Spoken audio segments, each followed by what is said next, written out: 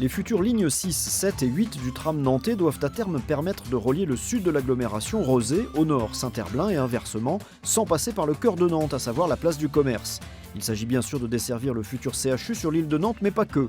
C'est même le véritable objectif de cette consultation. Elle concerne certes 5 km de voies supplémentaires, mais surtout l'avenir plus lointain des déplacements au sud de l'agglomération. Alors ce qu'il nous reste à concerter essentiellement, c'est le devenir après 2026. C'est-à-dire toutes nos lignes là, qui arrivent à Schœlcher, à Rezé, où est-ce qu'on les envoie après? Est-ce qu'elles partent vers l'est, Pirmil, vers Rezé-Centre, au sud, ou vers l'ouest, vers Bouguenais?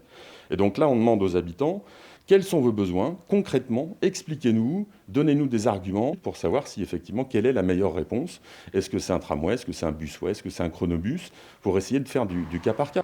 Pour permettre à ces nouvelles lignes de circuler, deux traversées de la Loire sont nécessaires, de Rezé vers le CHU avec le pont des Trois Continents, mais les difficultés se concentrent en amont sur le pont Anne de Bretagne qui relie les machines de Lille au quai de la Fosse. Alors le pont pose question parce qu'il est à l'évidence trop étroit aujourd'hui pour porter tout ça, mais il y a aussi une autre question qui se pose sur le boulevard Léon Bureau qui est là, juste là, derrière, où on a un espace qui est beaucoup trop restreint et où on ne pourra pas élargir. Il faut savoir que le pont Anne de Bretagne aujourd'hui a une pente de 6% et que sur la distance, cette pente ne permet pas d'accueillir de tramway. Tout simplement parce qu'elle est trop forte. Donc ça veut dire que si on veut faire passer un tramway, il faut de toute façon un deuxième pont, plus plat. Et donc à partir de ce moment-là, on a travaillé sur l'hypothèse d'un pont qui soit certes pour le tramway, mais qui soit aussi un espace public où on puisse aussi faire passer les vélos, où on puisse faire passer les piétons, et même qui participe à l'animation de la ville. Pour cet ouvrage, les travaux ne démarreront pas avant 2024 ou 2025.